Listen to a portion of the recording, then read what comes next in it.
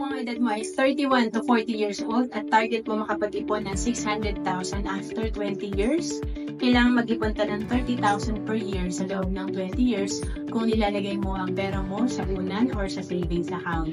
Pero alam mo bang pag marunong ka mag-invest, mas mabilis mag-grow ang pera mo. Kagaya sa Kaiser na instead na 20 years ka mag-iipon, 7 years ka na mag-iipon ng 30,000 per year, after 20 years, ang projected fund mo nasa 583,000.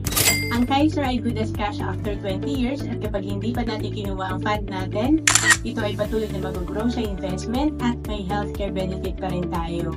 Kaya nga dito mag-sample tayo kung nag-start ka sa Kaiser at age of 34, ang projected fund mo pag edad mo na 65 ay nasa 1.6 million. Mas maaga tayo nagsimula, mas mahaba yung time na mag-grow yung pera natin. Kaya nga dito, nasa 1.6 million na yung fund niya. And ang Kaiser ay 3-in-1. Dito, tatlo na ang meron ka. Meron ka dito investment, healthcare, at life insurance.